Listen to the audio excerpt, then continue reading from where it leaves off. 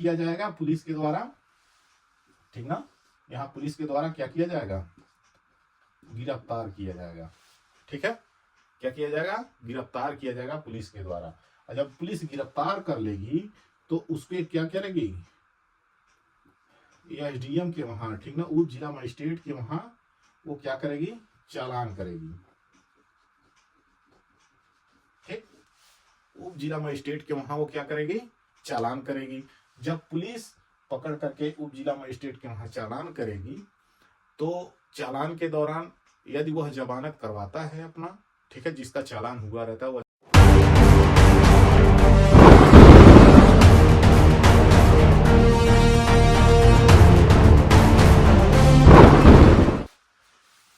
तो हेलो दोस्तों, एक भाई का कमेंट आया था, वह पूछे थे, एक हम वीडियो बनाए थे कि चालान से संबंधित जब पुलिस के द्वारा चालान किया जाता मजिस्ट्रेट के वहाँ तो किस प्रकार जमानत मिलती है, ठीक है, और कितने दिन तक यह मुकदमा चलता है। इसी से संबंधित हम एक वीडियो बनाए थे।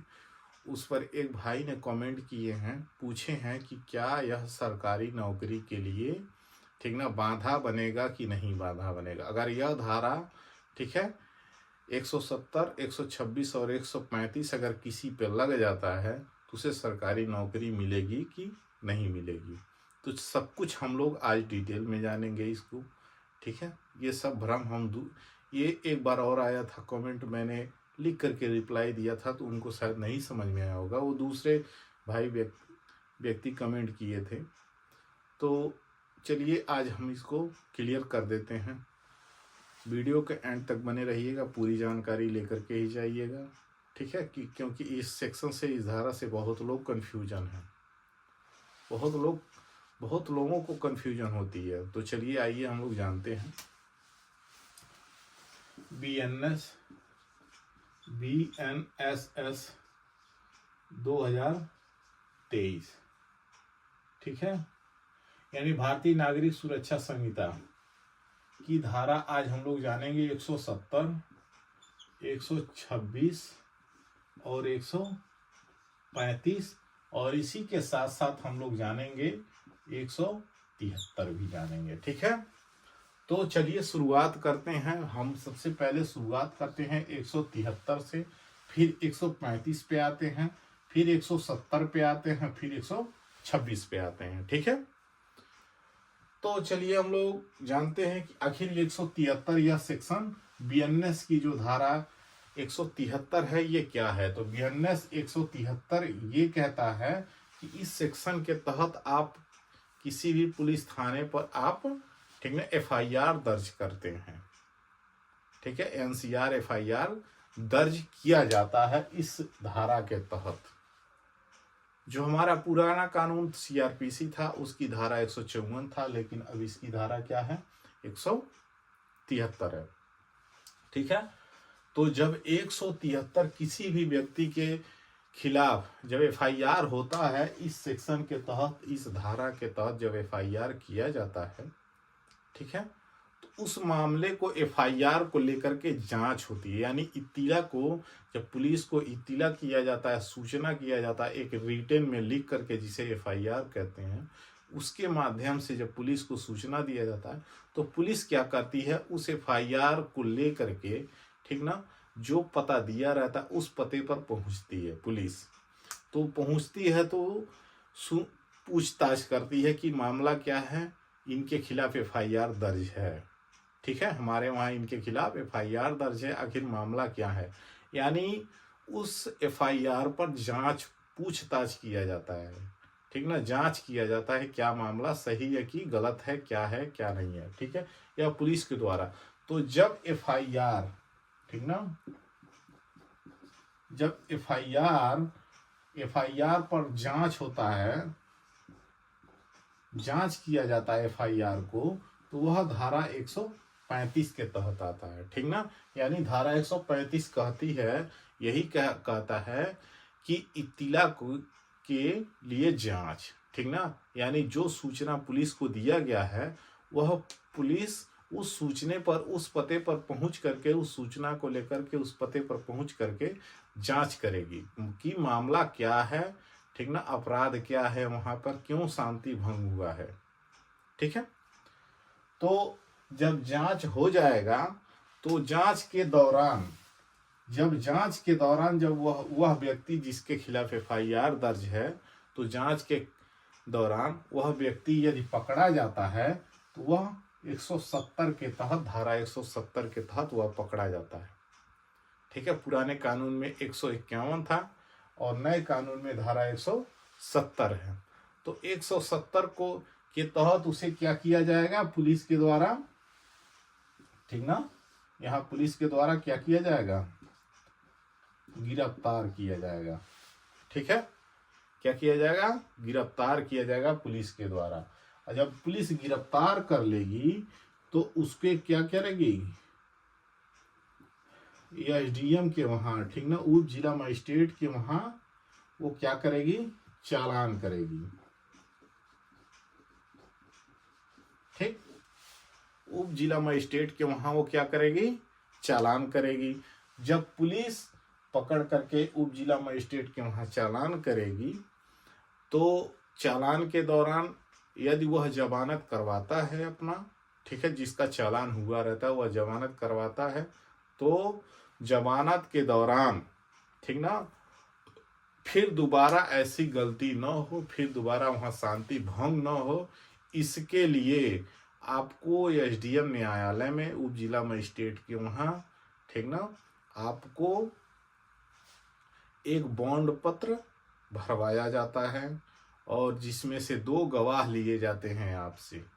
ठीक है, आपसे 2 गवाह लिए जाते हैं और एक बॉन्ड पत्र भरवाया जाता है। ठीक है, यानी परिशांति कायम रखने के लिए प्रतिभूति, यानी वहां पर शांति बनाए रखने के लिए आपको एक बॉन्ड पत्र के माध्यम से एक जुर्माना राशि भरी जाती है, चाहे वह जुर्माना राशि 50,000 का हो या 1 लाख का हो। अगर 6 महीने की अवधि के अंदर आप फिर से शांति भंग करते हैं उसी मामले को, उसी व्यक्ति के साथ उसी चीज को लेकर के, तो आपको क्या किया जाएगा फिर, ठीक है, गिरफ्तार करके जेल तो भेजा ही जाएगा, लेकिन आपको जो जुर्माना पहले बॉन्ड पत्र में आप भर चुके हैं वो जुर्माना आपको देना भी पड़ेगा।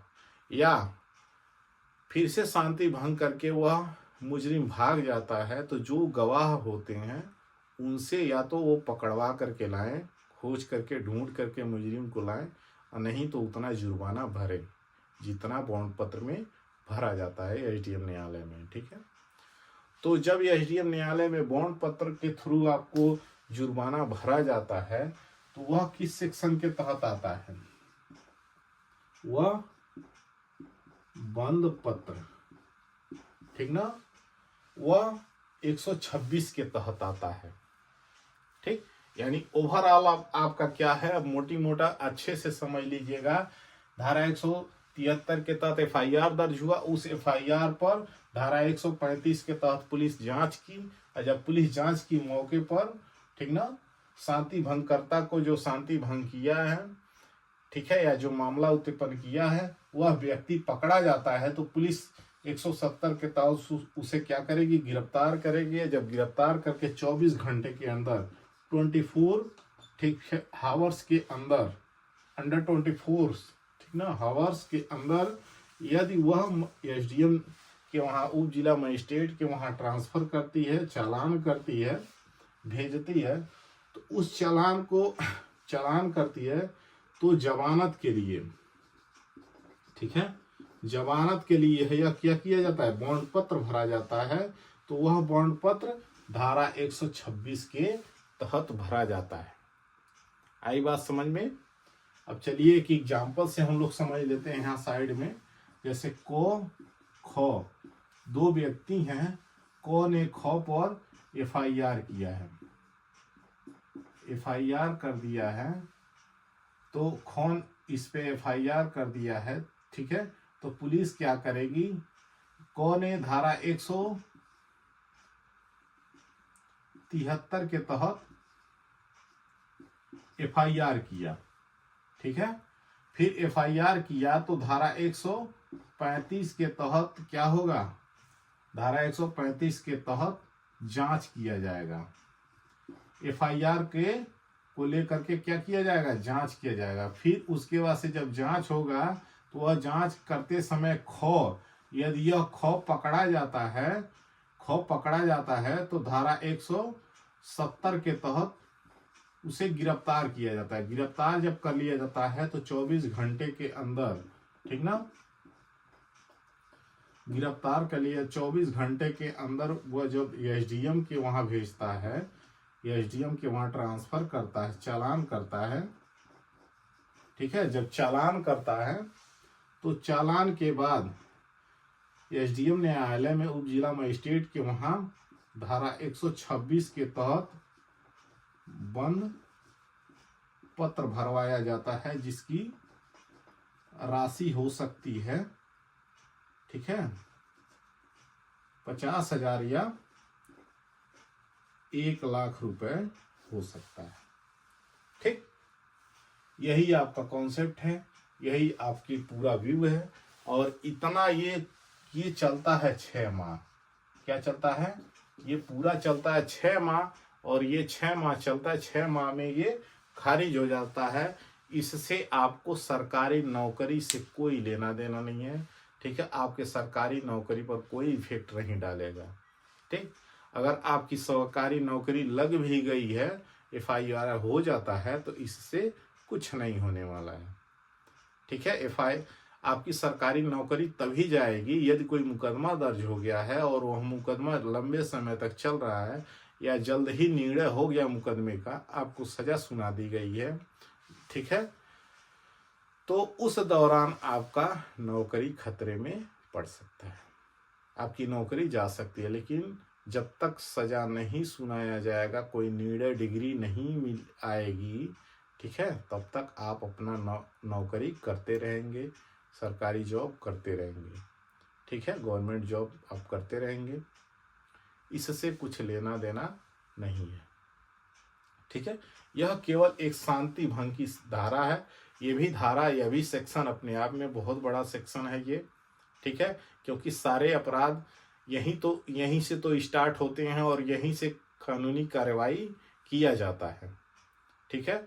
लेकिन ये भी देखा जाए तो अपने आप में बहुत बड़ा सेक्शन है, बहुत बड़ी धारा है, लेकिन ये सरकारी नौकरी के लिए, इन सब चीज के लिए कोई इफेक्ट नहीं करता है, ठीक है। एफआईआर तो किसी के खिलाफ हो सकता है, कभी भी हो सकता है, ठीक, कभी भी हो सकता है, किसी के खिलाफ भी एफआईआर हो सकता है। लेकिन उसको 6 महीने के टाइम दिया जाता है, 6 महीने तक आप कोई ऐसी गलती नहीं करेंगे। 6 महीने बाद ये खारिज हो जाता है। ये मुकदमा चलता है 170, 126, 135 का मुकदमा उप जिला मजिस्ट्रेट के वहां चलेगा, 6 माह में खारिज हो जाएगा, ठीक है। तो आई होप ये वीडियो आपको अच्छा लगा होगा तो लाइक शेयर सब्सक्राइब जरूर करिएगा। Thank you.